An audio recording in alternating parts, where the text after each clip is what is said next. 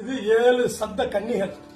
இந்த 7 சப்த கன்னியும் சப்த கன்னி வேற, சப்த மாதாக்கள் வேற. சப்த கன்னினா இந்த திருமணம் ஆகாம வீட்டுல இறக்குறாங்க பாத்தீங்களா, சின்ன பிள்ளைகள இறக்குறாங்க பாத்தீங்களா, அவங்கள வச்சு கன்னி தெய்வமா ஒவ்வொரு வீட்லயும் கும்பிடுவாங்க. குலதெய்வம் வேற, சப்த கன்னிங்க வேற, வீட்டு பெண் தெய்வம் வேற. இத வீட்டு பெண் தெய்வம் தெரியாதவங்க என்ன பண்ணுவாங்கன்னா சப்த கன்னிகளை கும்பிடுவாங்க.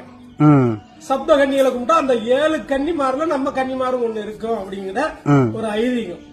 இந்த சப்த கன்னிக்கு முதல் கன்னி தெய்வம் என்னன்னு கேட்டீங்கன்னா காத்தாயி அம்மன் 1, 2 பட்டத்தாள் 2, 3வது அருந்தவம் 3, 4 பூமாலை பூமால் வரும், 5வது பச்சை அம்மாள் வரும், 6வது பூவனத்து அம்மா வரும், 7வது சீலக்காரி அம்மான்னு வரும்.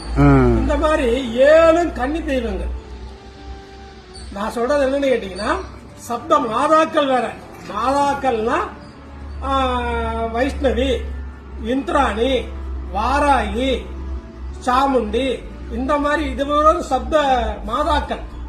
இது சப்த கன்னிகள். எப்பயுமே குலதெய்வம் பெண் தெய்வம் தெரியலைன்னா சப்த கன்னியை தான் மொத்தமா 7 தெய்வத்தையே கும்பிடுவாங்க. இதுதான் முறை.